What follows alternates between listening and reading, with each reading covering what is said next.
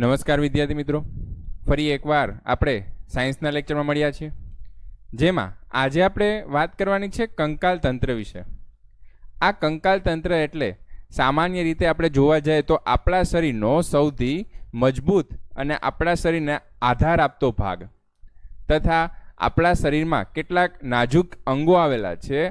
આવા નાજુક અંગોને રક્ષણ આપવા માટે એક આખા તંત્ર જેવી રચના છે, એક આખી ગોઠવણ જેવી રચના છે, જેને આપણે શું કહીએ છીએ? કંકાલ તંત્ર કહીએ છીએ. તો આ કંકાલ તંત્ર વિશે આપણે ભણવાનું છે. એમાં મુખ્ય આપણે જોવા જઈએ તો કયા ભાગમાં હાડકાની સંખ્યા કેટલી છે, પછી કયા હાડકા મહત્વના છે અથવા તો એના કાર્યો શું છે, એના વિશેની ચર્ચા આપણે આ લેક્ચરમાં કરવાની છે. શરૂઆત કરીએ કે પ્રાણી શરીરના કઠણ તથા પ્રાણી શરીરને આધાર આપનાર અને તેના મહત્વના જે ભાગ છે એને રક્ષણ આપવા માટેનું કાર્ય જે ભાગ કરે છે એને આપણે શું કહીએ છીએ? કંકાલ તંત્ર કહીએ છીએ. અને કંકાલ તંત્રના અભ્યાસને ઓસ્ટિયોલોજી એટલે કે અસ્થિ વિજ્ઞાન તરીકે ઓળખવામાં આવે છે.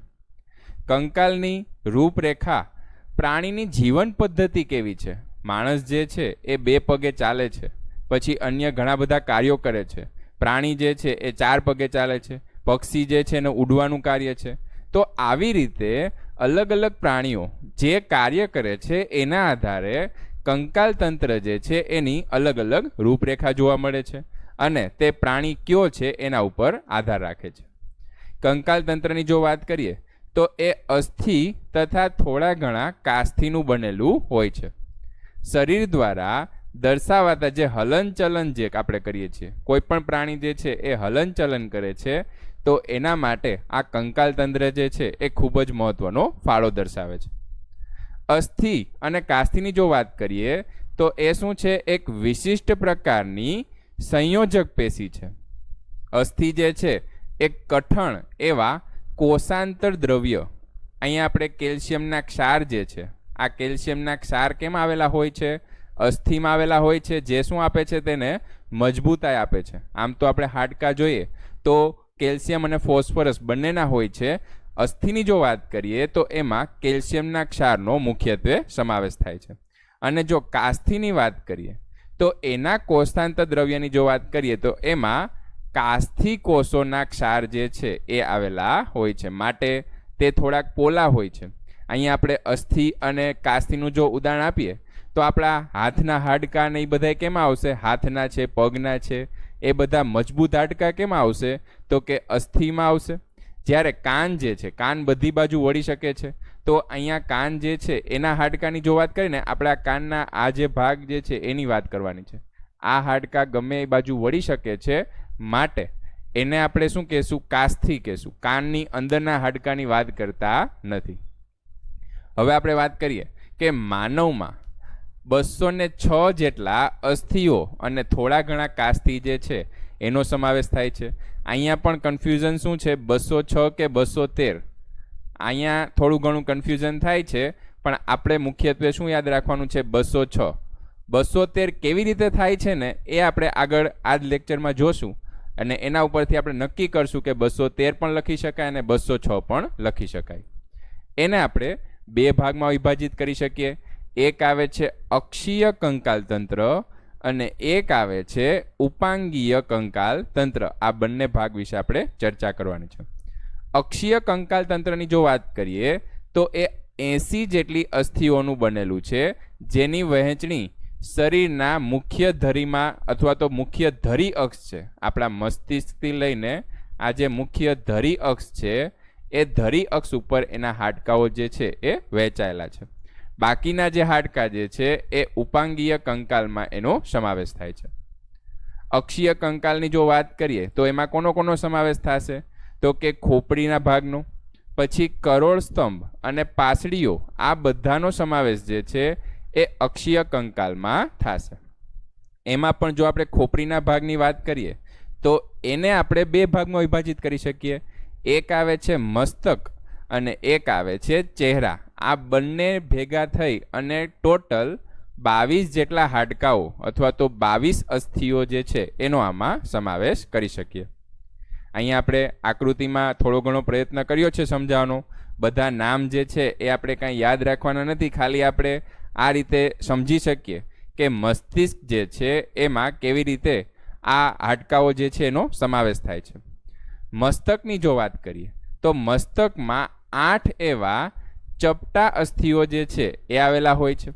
અને જો ચહેરાની વાત કરીએ તો ચહેરામાં 14 જેટલા અસ્થિઓ આવેલા છે.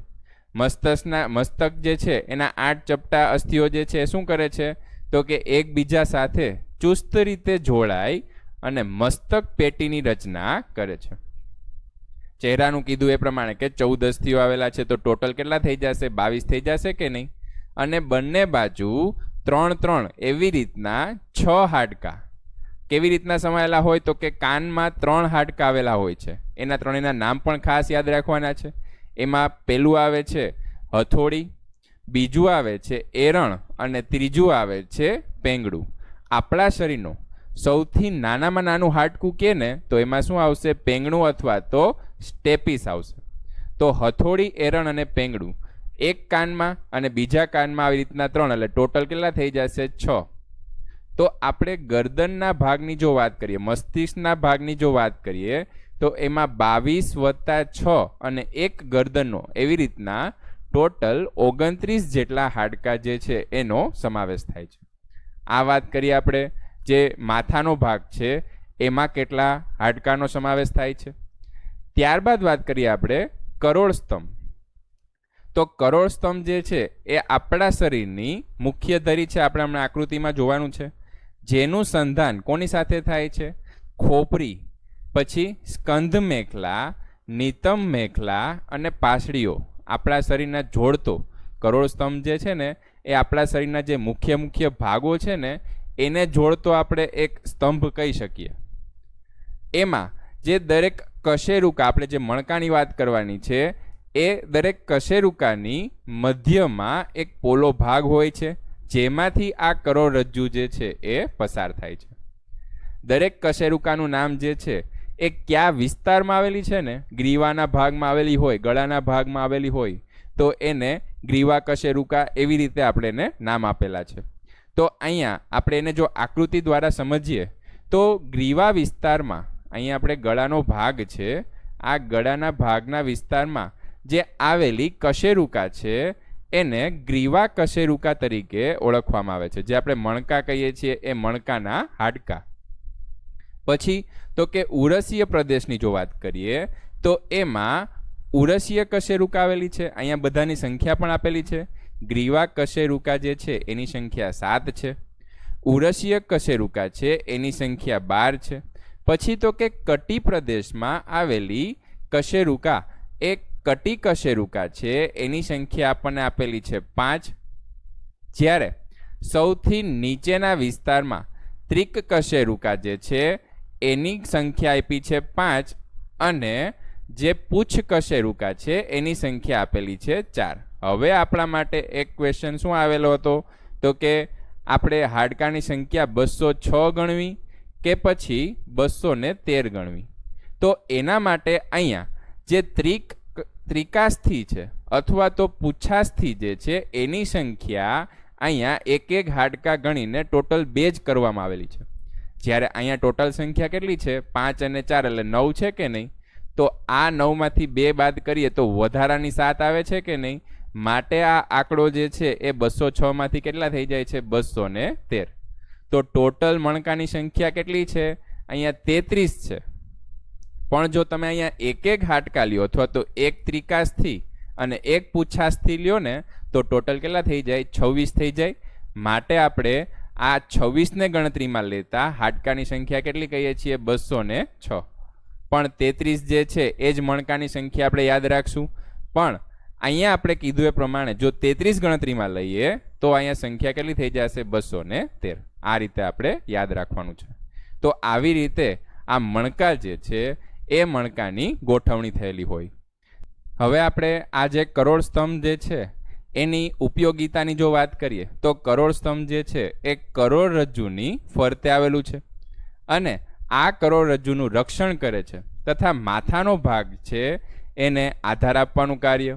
પછી તો કે ગ્રીવા જે છે, ગળાનો જે ભાગ છે એને મજબૂતાઈ આપવાનું કાર્ય, આ બધું કાર્ય જે છે એ કોણ કરે છે? તો કરોડ સ્તંભ જે છે એ કરે છે.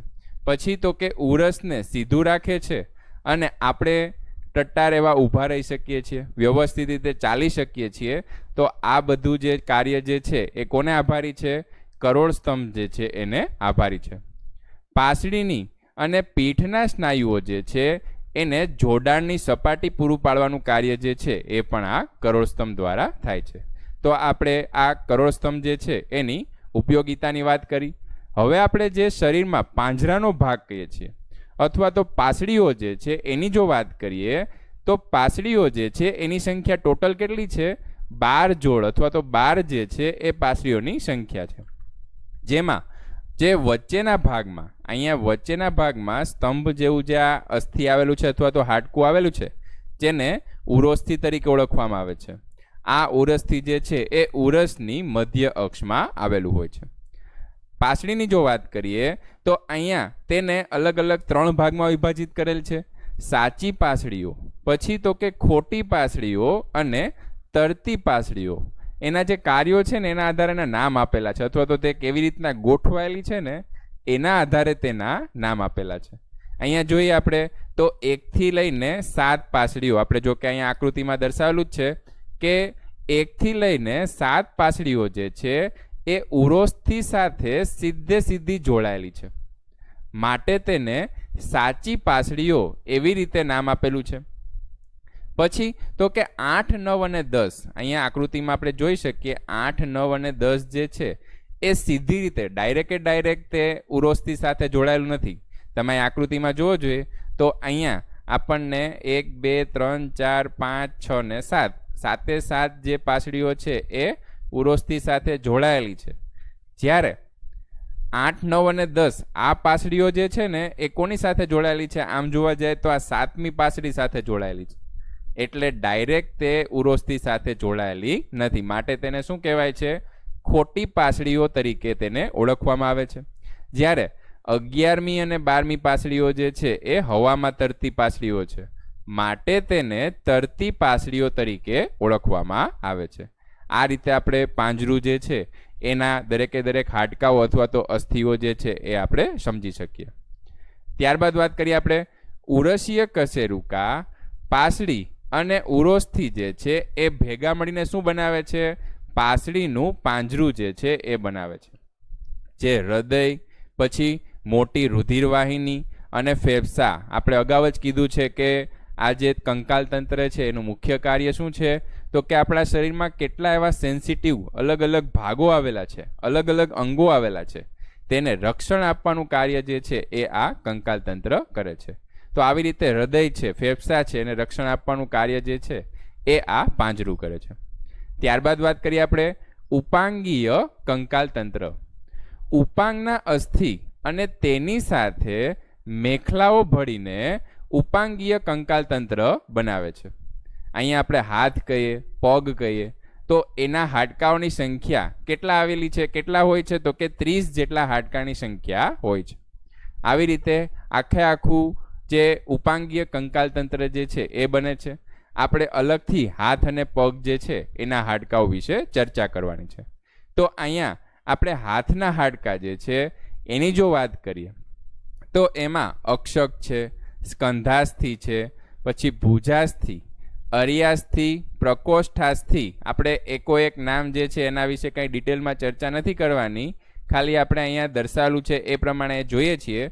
તો અગ્ર ઉપાંગ જે છે એના અસ્થિમાં ભુજાસ્થિ, અરિય અસ્થિ, પ્રકોષ્ઠ અસ્થિ, પછી 8 મણિબંધી સ્થિ. અહીંયા જે આપણા કાંડાનો ભાગ કહીએ છીએ એમાં હાડકાની સંખ્યા કેટલી હોય છે? તો કે 8 જેટલી હોય છે. પછી હથેળીનો ભાગ છે એમાં અહીંયા 10 જેટલી, ટોટલ 10 જેટલી હથેળીઓમાં અસ્થિઓ જે છે એ આવેલી હોય છે. અને આંગળી જે છે એની જો વાત કરીએ તો એમાં ટોટલ 14 અંગુલાસ્થિ અથવા તો આંગળીઓ જે છે એના હાડકાઓની સંખ્યા કેટલી હોય છે? 14 જેટલા હાડકાની સંખ્યા હોય છે.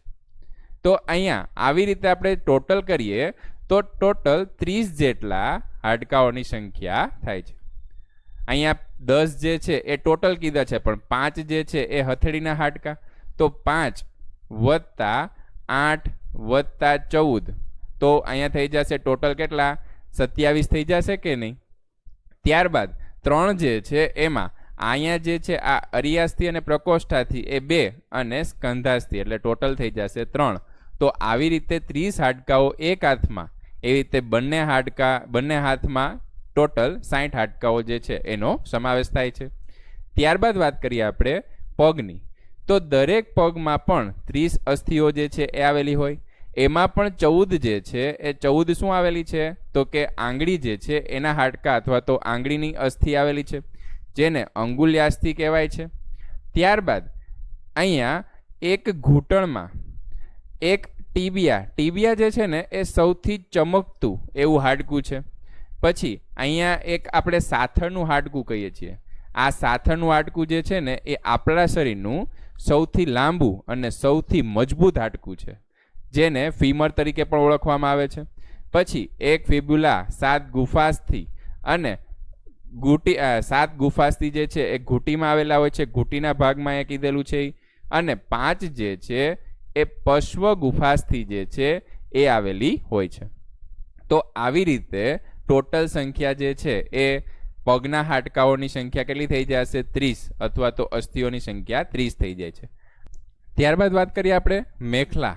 તો આપણા જે હાથ અને પગના હાડકા આવેલા છે એમાં પણ આ મેખલા જે છે એનો સમાવેશ થાય છે, જેમાં સ્કંધ મેખલા માટે સ્કંધાસ્થિ અને નિતંબ મેખલા માટે નિતંબાસ્થિ જે છે એનો સમાવેશ થાય છે. અહીંયા આપણે આકૃતિમાં જોઈએ તો નિતંબાસ્થિ જે છે એ પગના ભાગમાં આવેલી હોય છે, જ્યારે આપણે હાથના ભાગમાં વાત કરીએ તો સ્કંધાસ્થિ જે છે એ આવેલી હોય છે. તો મેખલા જે છે એ ઉપાંગો સાથે સંધાન કરે છે. ત્યારબાદ વાત કરીએ આપણે સાંધા અથવા તો જોઇન્ટ્સ. આપણા 2 હાડકાઓ જે છે એ જે જગ્યાએ મળે છે તે જગ્યાએ સાંધા આવેલા હોય છે.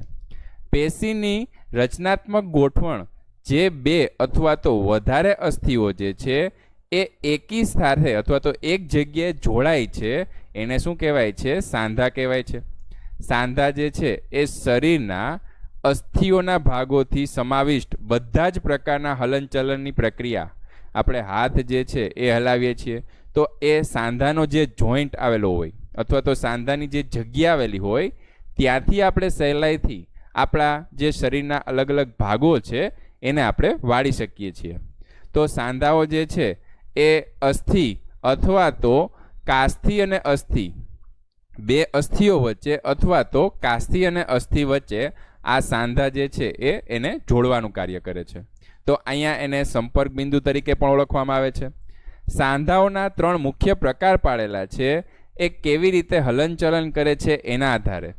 એમાં પહેલું આવે છે અચલ સાંધા, બીજું આવે છે કાસ્થિમય અથવા તો અંશતઃ ચલ સાંધા અને ત્રીજું આવે છે મુક્ત ચલ સાંધા.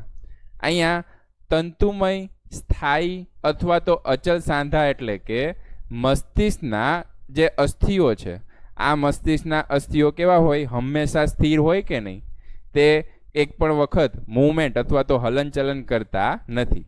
તો કોઈ પણ જાતનું હલનચલન પોતે પણ નથી કરતા અને કોઈ ભાગને પણ હલનચલન નથી કરવા દેતા, માટે તે કેવા છે? અચલ અથવા તો ચલી ન શકે એવા સાંધા છે.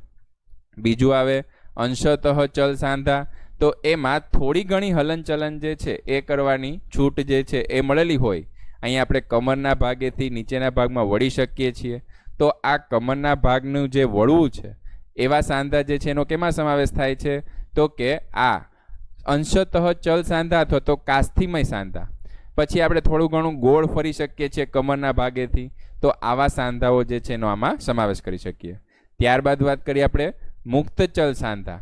તો જે અસ્થિઓ જે છે એના સાંધાઓ સરળતાથી ફરી શકતા હોય, મૂવમેન્ટ કરી શકતા હોય તો તેને મુક્તચલ સાંધા કહેવાય છે. જેમ કે આપણા અંગૂઠાના સાંધા જે છે એ સહેલાઈથી બધી બાજુ જે છે એ વળી શકતું હોય, માટે તેને મુક્તચલ સાંધા તરીકે ઓળખવામાં આવે છે.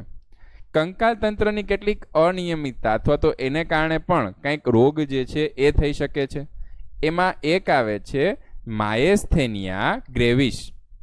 આ સ્વરોગ પ્રતિકારક એવો રોગ છે જે ચેતા સ્નાયુ સંધાન જે છે એને અસર કરે છે. અને આના લીધે શારીરિક રીતે થાક જે છે અથવા તો નબળાઈ જે છે એનું પ્રમાણ આમાં વધારે રહે છે. ત્યારબાદ વાત કરીએ આપણે ટીટેની. તો આ જે છે એ સ્નાયુનો રોગ છે. તેમાં ઝડપથી આપોઆપ સ્નાયુ જે છે એનું સંકોચન થઈ જાય છે, જેનું કારણ આપણે જોઈએ તો શરીરમાં પ્રવાહી જે છે એમાં કેલ્શિયમ જે છે એ કેલ્શિયમના ક્ષારોનું પ્રમાણ જો ઓછું હોય ને તો ટીટેની નામનો રોગ થાય છે અને એને કારણે સ્નાયુ જે છે એ સંકોચાઈ જાય છે. તો આ રીતે આપણે આખું કંકાલ તંત્ર જે છે એને આપણે વ્યાખ્યાયિત કરી શકીએ. હાલ આપણે આટલું રાખીએ છીએ. આભાર.